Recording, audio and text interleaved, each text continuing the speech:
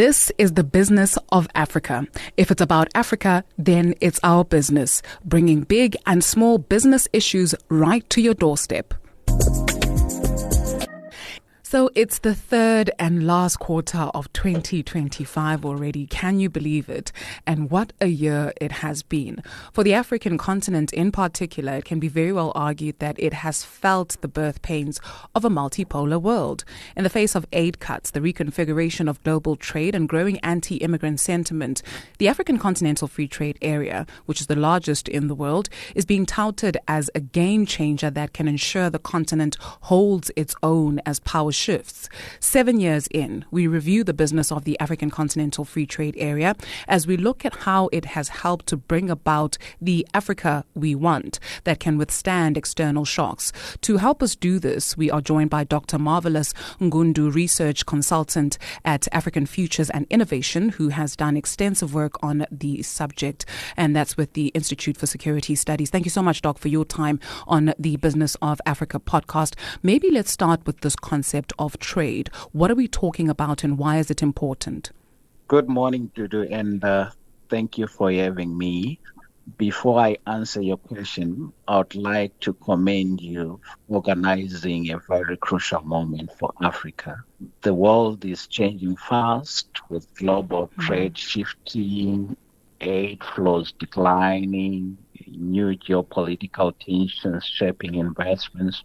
So for Africa, the African Continental Free Trade Area is the single most important project that can help us weather these shocks and perhaps build the Africa we want. So going back to your question, what is trade and why is it important?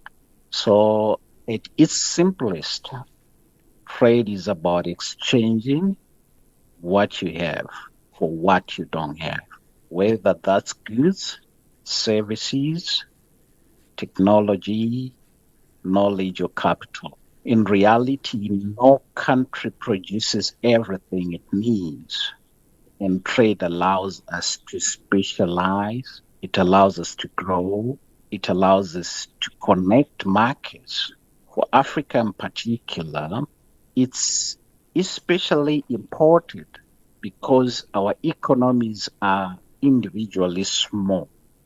So what trade does is that it gives African producers access to a continental market of over 1.5 billion people. For instance, we can have a Rwandan garment producer which is no longer limited to the Kigali market, but also can extend sales to Lagos, to Johannesburg, or Nairobi under this free trade initiative. So that scale makes business more competitive and attractive to investors. Thank you so much, Doc, for giving us that context. And so when we take a look at this single most important project, it's 7 years in. Maybe let's review how we are doing. We'll take a look at objectives. For the purpose of this discussion, can we please just look at three, right? And the first one being contribute to the movement of capital and natural resources and facilitate investments building on the initiatives and developments being undertaken by the state parties and regional economic communities. From the work that you do, how are we faring where this is concerned? Well, we have seen progress, and I'll list quite few examples. Okay. Intra-African investments are slowly growing. We can take an example of the South African retail chains like Shoprite, Pick n Pay, Massmart, and Choppies that have expanded into other African countries in East, in West, and then in Southern Africa. Although competition is stiff, but that move to try other African markets signals an element of integration. Then in terms of infrastructure and resources, we have seen cross-border infrastructure projects. One of the commendable progress is made in the Lamu Port, South Sudan, Ethiopia corridor, which is currently nearing completion. I'm sure they are over 90% to complete that project. Then the COMESA One Border initiative is also making progress through the introduction of a digital payment system to settle cross-border trade in local currencies. The establishment of one-stop border post and the development of a simplified trade regime which can ease trade, especially for small-scale traders. Other efforts include developing an electronic certificate of origin and improving data collection for cross-border trade. So under COMESA, these developments aim to reduce cost and complexity for traders, boosting formal and small-scale cross-border trade within the member states. But we are also experiencing the kick-in of regional value chains and special economic zone initiatives. For example, the Zambia DRC battery plant project, which is a transboundary battery and electric vehicle industry special economic zone, intended to move the two countries up the value chain from just the extraction of lithium, copper, and cobalt to processing of finished EV battery products. But challenges remain due to red tape and inconsistent investment regimes continue to hinder the free flow of capital. Capital constraints also inhibits infrastructure development. We Africans are more dependent on external financing rather than domestic finances. And we have also witnessed weak governance across many African countries, which is discouraging external investors in even the participation of the domestic private sector. So we are not where we want to be, but the groundwork is in place. The groundwork is in place. And from what you have outlined, does that then answer the next question on one of the objectives, which is to enhance the competitiveness of the economies of state parties within the continent and the global market? It would sound like we're not where we want to be with that objective as well. The reality is mixed when it comes to the competitiveness of the African economies. African companies often remain small and struggle with quite a number of bottlenecks, particularly energy, ICT, and logistic cost. But the free trade initiatives intends to change this by giving them some sort of a scale. A good example is Ethiopia's textile exports, which now find markets across Africa, and Kenya's IT sector, which is leveraging continental demand. So we are moving in the right direction, but barriers like border delays due to custom inefficiencies, expanded lead times due to poor transport infrastructure, high cost of energy, which translate to high selling cost of the products, still eat away that element of competitiveness within the African economies. How then do we achieve the next objective, which is promoting industrial development through diversification and regional value chain development, including agricultural development and food security, which is quite important for the continent? That is a very important objective, but progress is visibly uneven under industrialization, diversification, and food security. I'll take, for example, Morocco and South Africa are leading in the automotive sector, and East Africa is growing in pharmaceuticals. On food security, the free trade initiatives has created a framework for regional agricultural trade. But this framework is still inhibited by politics, which often gets its way. For instance, during food shortages, some countries still ban exports instead of allowing food to move to where it is needed. So that undermines a regional food security. But overall, on the objective, it's more inhibited by politics, differences in the governance reform system, corruption, among others. Yeah, sure. Yeah. We'll park that one for now. And if we have time, I'd like for us to look at it, because I guess all of this hinges on getting that right from my very simple understanding. But let's look at the operational instruments of the African Continental Free Trade Area. And you can help us understand how they help reach the set objectives, right? So when we look at the rules of origin, there's 5 operational instruments of the African Continental Free Trade Area. One of them is the rules of origin. What are we talking about, and what is the current state of play, as well as the intended outcomes of the rules of origin? Yeah. Rules of origin are critical. Why? They ensure that goods labeled made in Africa are genuinely African.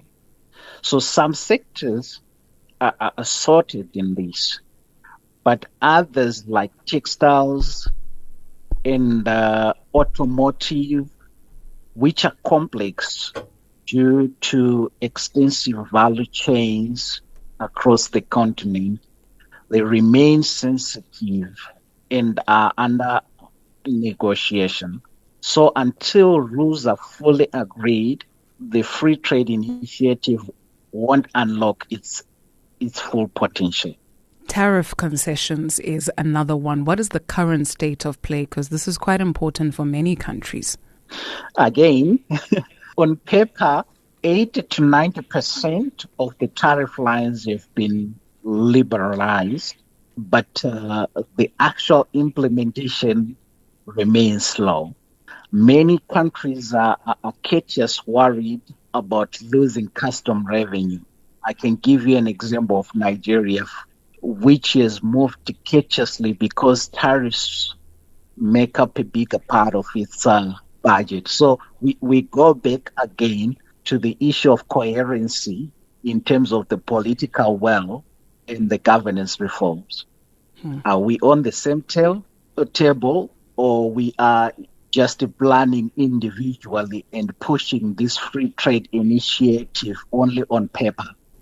And therein lies the question, because you've also got the Pan-African payment system, right? What is the current state of play, more so in terms of adoption? You've got a country like South Africa that is not part of it as yet. So the Pan-African payment and settlement system is a game changer because it allows African traders to settle payments in local currencies without converting it to the US dollar first, which is the main trading current meanwhile.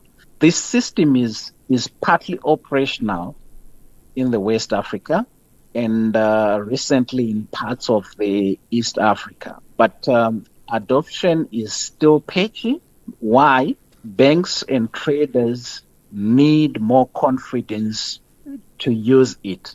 They do not have confidence in the current political system of many African countries. What of the online tool which is something you mentioned a little bit earlier on, the online tool for monitoring non-tariff barriers? What is the current state of play with non-tariff barriers? The issue of NTBs seems to me live and works.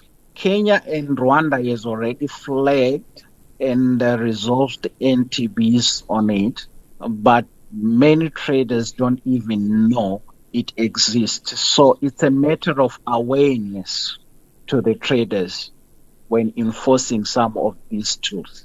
You raised a point, Doc, about whether we are speaking in silos or operating in silos, or whether we have an understanding of the common objective, right? We've got 55 countries on the continent. We've got 8 regional economic communities. We've got 5 regions on the continent. You've got 33 least developed countries, more so when we speak about the different economic makeups of this continent. And so I guess maybe the question, or trying to get an understanding in terms of the African Continental Free Trade Area, yes, it is the single most important project for the continent. Yet when you see so much fragmentation, and I don't even know how to ask this question, but when you see so much fragmentation, how then, or what do we do to rally behind this project and make it a reality and not something that we're going to still be talking about in 20, 30 years' time? Yes, there's other economies that we can take a leaf from their books, right? Like the European Union, for instance. It did take them a number of years. Coming back to your point of political will, right, in making this a reality, you've drawn up some scenarios. Maybe help us understand how we can take this big elephant and chop it up into little chunks so that we can achieve this and this issue of cohesion. How do we achieve that? So, you have indicated one of the interesting things.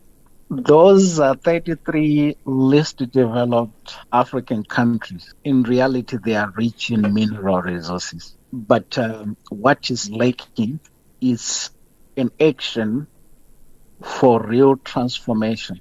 There are no commitments to turn these resources into development outcomes. And I repeat, political will of the African governments needs to be revisited.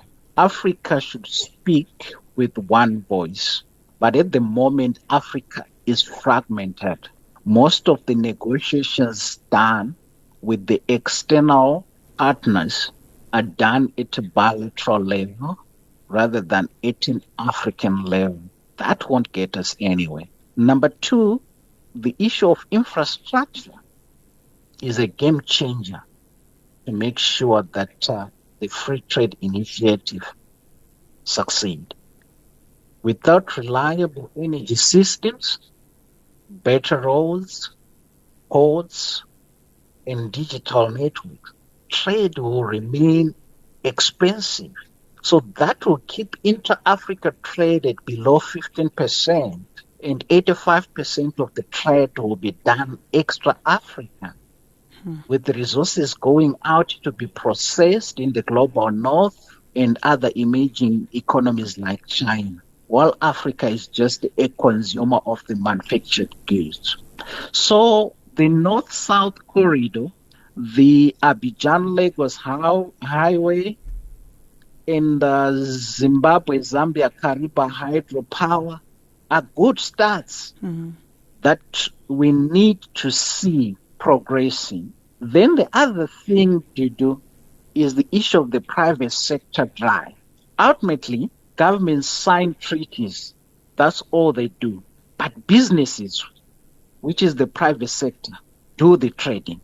For example, the Dangote cement operates across multiple African countries and shows how continental trade can work in practice by involving private sector in it. So coming to the issue of scenarios, in the best case, the Africa Free Trade Initiative creates strong value chains in agriculture. In other words, it promotes agro-processing. Right. It also creates opportunities for green industrialization. 70% of the cobalt, which is one of the critical mineral needed for green energy, is just found close here in DRC. So there is an opportunity for green industrialization. Lithium in Zimbabwe and Namibia, copper in Zambia. Then it also creates opportunities for manufacturing, positioning Africa as a credible global player. So at AFI, our work is predominantly quantitative and aligns with the recent World Bank study, which shows that the full implementation of the Africa Free Trade Area by 2035 will be transformative, lifting about 30 million Africans out of extreme poverty and boosting the income of nearly 38 million others who live on less than $5.50 per day. That's upper middle income countries like South Africa. It will also boost Africa's income by approximately 450 billion by 2035, which is a gain of about 7%, while adding approximately 76 billion to the income of the rest of the world. So it also increased Africa's exports by approximately 560 billion, mostly in the manufacturing. So under this initiative, Africa's annual exports will climb to over $1 trillion, something that we have never witnessed. Yeah. Then the initiative also is inclusive.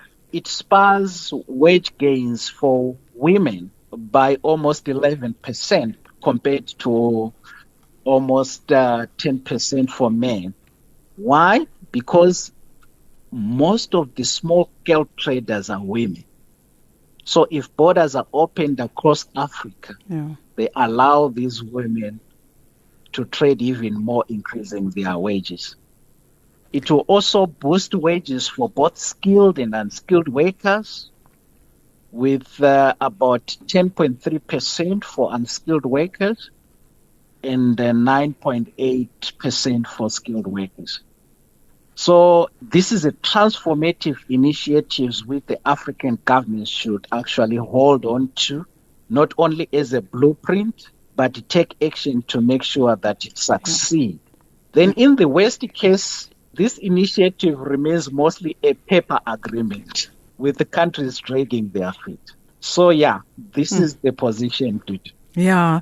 What I'm ultimately hearing, Doc, or what we are ultimately hearing, especially when you open the conversation by saying that trade is essentially exchanging what you have for what you don't have, there needs to be a realization of what we have, because you can see what you have and sometimes you may not realize what it is that you have, especially when we speak about the next 10 years. 2035 is just around the corner. So we essentially have 10 years to have a good crack and a good go at this.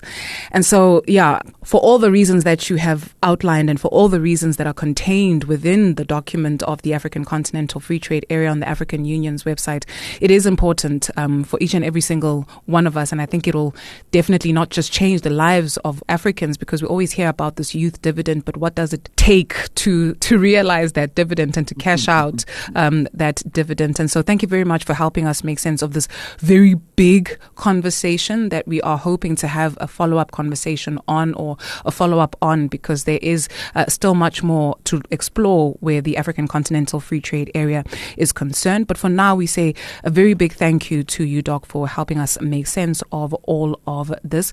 And that was Dr. Marvelous Ngundu, Research Consultant at African Futures and Innovation. Thank you very much for tuning in to the Business of Africa podcast, where we bring big and small business issues right to your doorstep. You'll hear from us again in the next fortnight, God willing. Bahaichu, Pula.